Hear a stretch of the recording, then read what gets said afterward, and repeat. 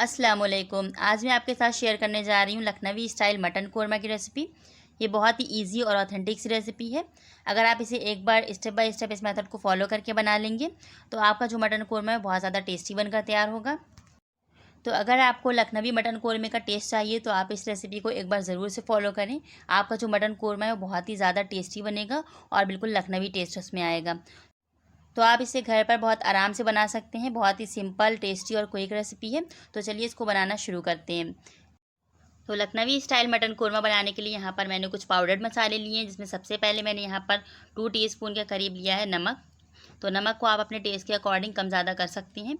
और 1 table spoon भरकर हम डालेंगे यहाँ पर डेगी लाल मिर्च पाउडर। इसकी जगह पे आप कश्मीरी लाल मिर्च पाउडर भी डाल सकते हैं। और साथ में मैंने लिया है आधा टीस्पून के करीब हल्दी पाउडर। तो यहाँ पर हल्दी पाउडर हम बहुत ज़्यादा ऐड नहीं करेंगे। और इसी के साथ हम आधा टेबल स्पून भरकर डालेंगे धनिया पाउडर। तो धनिया थोड़ा सा ज़्यादा अमाउंट में जाएगी।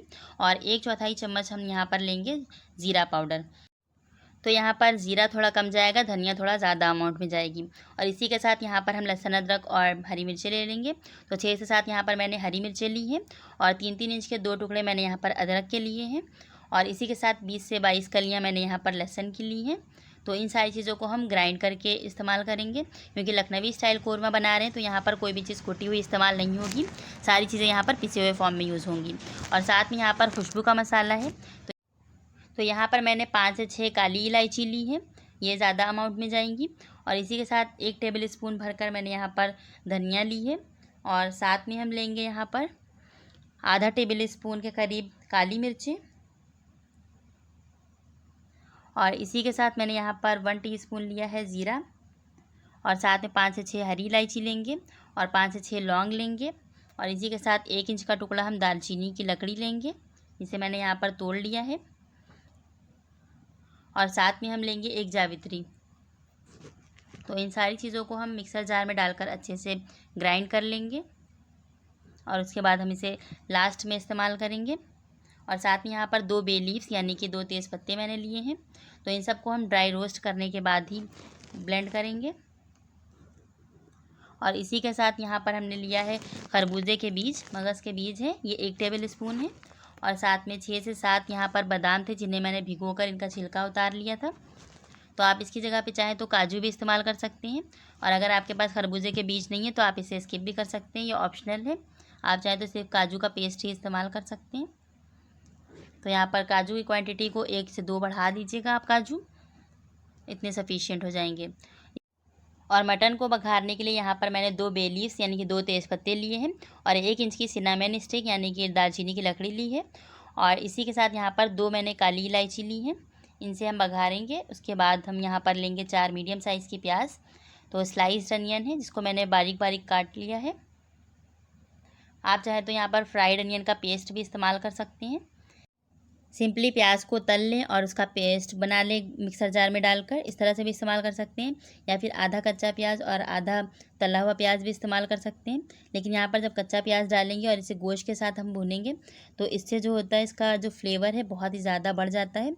तो लखनऊ में जो बावर्ची लोग हैं वो इसी तरह से बनाते हैं। तो यहाँ पर इसी के साथ मैंने 6 से 7 केसर के धागे डाल दिए थे पानी में। तो इसको मैंने 2-3 घंटे पहले भिगो दिया था। अगर आपको जल्दी भिगोना है तो आप गुनगुने पानी में भी इसको भिगो सकते हैं, ताकि इसका जो कलर है और जो फ्लेवर है वो अच्छी तरह से इसमें आ जाए। तो तो इस पानी को हम बिल्कुल लास्ट में इस्तेमाल करेंगे, जब हमारा कोरमा बिल्कुल ऑलमोस्ट बनकर रेडी हो जाएगा।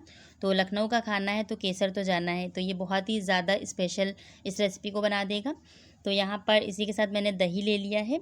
तो 1.5 कप ये दही है, जिसको हमने अच्छी तरह से बीट कर लिया है। तो यहाँ पर अब हम इसको एक मसाले की तरह तैयार कर लेंगे। तो जितने भी पाउडर्ड मसाले थे वो हम यहाँ पर जो बीट किया हुआ यानी कि जो फेंटा हुआ दही है उसमें ऐड कर देंगे, ये सारे के सारे मसाले। तो इन सारे मसालों को डालने के बाद हमें अच्छी तरीके से दही को बीट कर लेना है, ये सारे, ताकि जो मसाले हैं ये दही में अच्छी तरह से मिक्स हो जाएं। तो इस तरह से करके जब हम डालेंगे इसको मटन में तो ये बहुत ही बिल्कुल डिफरेंट टेस्ट आएगा। तो यहाँ पर इसको अच्छी तरह से हमने मिक्स कर लेना है।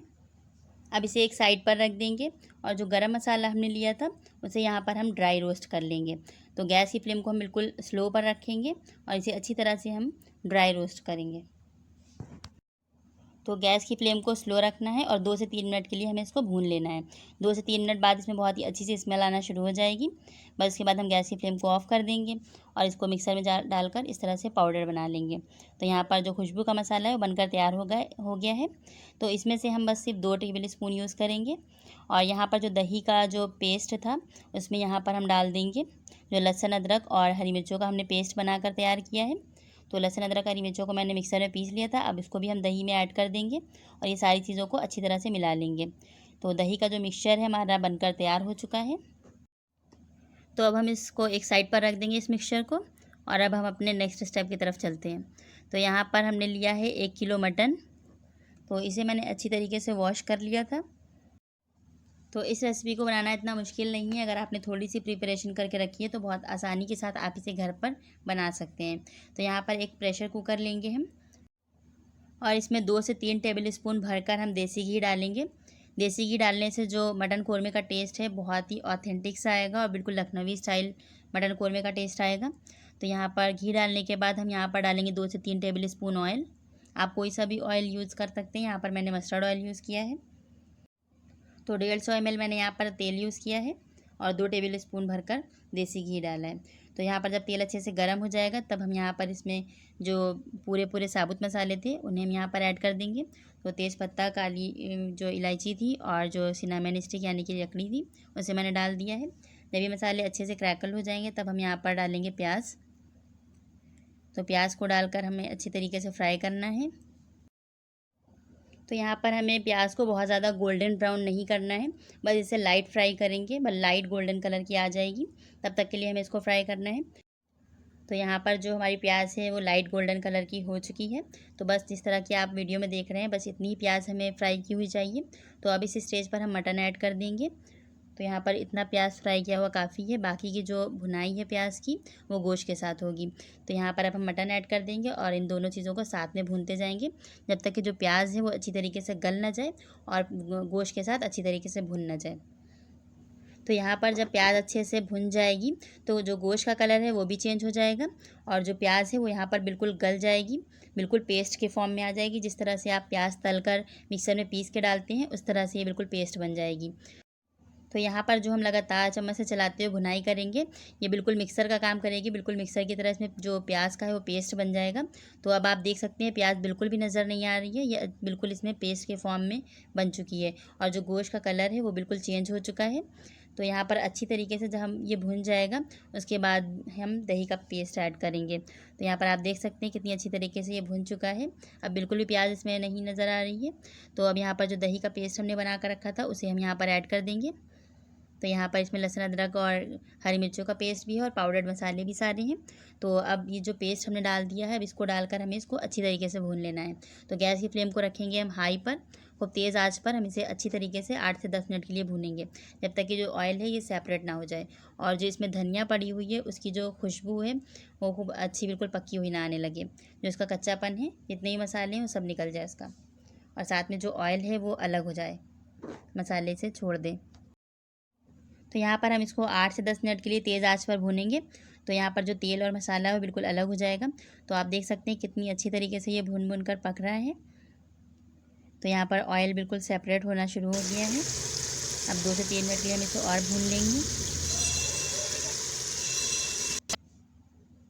तो 2 से 3 मिनट के बाद भूनने के बाद ये बिल्कुल परफेक्ट हमारा जो गोश्त है बनकर तैयार हो गया है। अब हम इसमें डाल देंगे पानी। तो यहाँ पर मैंने 1 गिलास पानी डाला है और इसको डालने के बाद हम इसको ले लेंगे इसमें कुकर में 2 विसल हाई फ्लेम पर और बाकी 2 विसल लेंगे हम लो फ्लेम पर। तो टोटल 4 विसल लेंगे हम। तो यहाँ पर अब प्रेशर कुकर का ढक्कन हम कवर कर देंगे इसकी लिड को। पहले हाई फ्लेम पर हम 2 विसल ले लेंगे और उसके बाद 2 विसल लो फ्लेम पर लेंगे। जिससे क्या होगा, जो हमारा गोश्त है वो अच्छी तरीके से टेंडर हो जाएगा। अच्छी तरीके से जब गल जाएगा तब हम इसका ढक्कन खोलेंगे। तो यहाँ पर 4 विसल ले चुके हैं और जो कुकर का प्रेशर था वो नेचुरली रिलीज़ हो गया है और जो गोश्त है हमारा वो अच्छी तरीके से टेंडर हो चुका है। तो यहाँ पर 80% ये पक चुका है और अब हम इसको खोल के पकाएंगे। तो यहाँ पर अब हम डालेंगे काजू और जो मगज़ का हमने जो पेस्ट बनाया था बादाम का उसे ऐड कर देंगे। इससे इसका टेस्ट बहुत ही ज़्यादा बढ़ जाएगा। तो यहाँ पर जो गोश्त है वो 80% ही कुक हुआ है, बाकी का 20% अब हम भून के जब इसको गलाएंगे। तो यहाँ पर दूध मैंने डाला है, तो 1 प्याली भरकर मैंने यहाँ पर दूध ऐड कर दिया है। इससे क्या होगा, जो हमारे मटन में बहुत ही सॉफ्टनेस आएगी और बहुत ही ज़्यादा ये टेस्ट इसका बढ़ जाएगा। तो दूध डालने के बाद और जो काजू का पेस्ट डाला है इसको डाल के हम भूनेंगे। तो इसको जब तक के लिए भूनेंगे जब तक ये जो दूध है अच्छी तरीके से पक ना जाए और इसमें से ऑयल फिर से सेपरेट ना हो जाए। तो यहाँ पर काजू का पेस्ट हम प्रेशर कुकर की लिड लगाने से पहले नहीं डालेंगे, क्योंकि अगर पहले हम डाल देंगे तो काजू जो है हमारा जल जाएगा, नीचे लग जाएगा, चिपक जाएगा। तो यहाँ पर लास्ट में ही काजू का पेस्ट ऐड करना है। तो इसको डालने के बाद हमें अच्छी तरीके से भून लेना है। यहाँ पर ऑयल दोबारा से सेपरेट हो गया है। अब जो सैफ़रन का हमने पानी तैयार करके रखा था उसे भी हम यहाँ पर ऐड कर देंगे लास्ट में, और साथ में जो खुशबू का मसाला हमने तैयार करके रखा था उसे भी हम इस स्टेज पर ऐड करेंगे। तो यहाँ पर इसको डालने के बाद गैस हमें एकदम से बंद नहीं करनी है। 2 से 3 मिनट के लिए हम इसे अच्छी तरीके से भून लेंगे। थोड़ा सा हमें इसको और पका लेना है मसाला डालने के बाद। तो यहाँ पर हम थोड़ा सा केवड़ा वाटर डालेंगे। तो यहाँ पर केवड़ा ऑप्शनल है, अगर आप चाहें तो डालें, चाहे तो इसे स्किप कर दें। रोज़ वाटर भी ऐड कर सकते हैं। तो ये सिर्फ खुशबू के लिए नहीं होता, बल्कि यहाँ पे जो फ्लेवर्स हैं उनको बैलेंस करने के लिए होता है। तो यहाँ पर 80% हमारा कुक हो गया था, बाकी का 20% यहाँ पर इन सब चीज़ों को डालने के बाद मैंने भून लिया है 4 से 5 मिनट के लिए हाई फ्लेम पर, जिससे ये बिल्कुल टोटली अच्छी तरीके से कुक हो चुका है। और जो हमारा मटन कोरमा है ऑलमोस्ट बनकर रेडी हो गया है। तो इसको गैस की फ्लेम को हम ऑफ़ करेंगे इसको अच्छी तरीके से भूनने के बाद, और उसके बाद 2 मिनट के लिए हम इसको ढक्कन बंद करके रखेंगे। तो यहाँ पर हरी धनिया से मैंने इसको गार्निश कर दिया है। चलिए अब हम इसकी सर्विंग कर लेते हैं। तो बहुत ही मज़ेदार सा हमारा जो लखनवी स्टाइल मटन कोरमा है बनकर तैयार हो गया है। इसे नान के साथ सर्व कर सकते हैं आप, या फिर चावल के साथ भी इसे ट्राई कर सकते हैं। बहुत ही डिफरेंट टेस्ट आपको इसका लगेगा। अगर आपने लखनऊ वाला शादियों वाला जो मटन कोरमा खाया होगा तो आपको इसका टेस्ट बिल्कुल सेम एज़ इट इज़ वैसा ही लगेगा। तो इस रेसिपी को एक बार ज़रूर से ट्राई करिएगा और कमेंट सेक्शन में मुझे ज़रूर बताइएगा कि आपका मटन कोरमा किस तरीके से बनकर तैयार हुआ। तो यहाँ पर मैंने इसकी टॉपिंग कर दी है हरी धनिया से, और बहुत ही ज़्यादा ये टेम्पटिंग लग रहा था, साथ में डिलीशियस तो बहुत ज़्यादा बना था। और गोश्त जो हमारा है मटन, ये बहुत ही अच्छी तरीके से टेंडर हो चुका है, बहुत अच्छा ही गला था। तो यहाँ पर आप इसको ज़रूर से एक बार ट्राई करें और अपना फ़ीडबैक दें। और अगर वीडियो पसंद आई है तो वीडियो को लाइक करिएगा और अपने फैमिली और फ्रेंड्स में शेयर करना मत भूलिएगा। साथ में अगर चैनल पर फर्स्ट टाइम विज़िट किया है तो इसे एक बार सब्सक्राइब ज़रूर से कर लीजिएगा। तो खाइए पिए मज़े करिए, मिलते हैं ऐसी ही नई रेसिपीज़ के साथ। तब तक के लिए अपना ढेर सारा ख्याल रखिएगा, दुआ में याद रखिएगा। अल्लाह हाफिज़। Thanks for watching the video.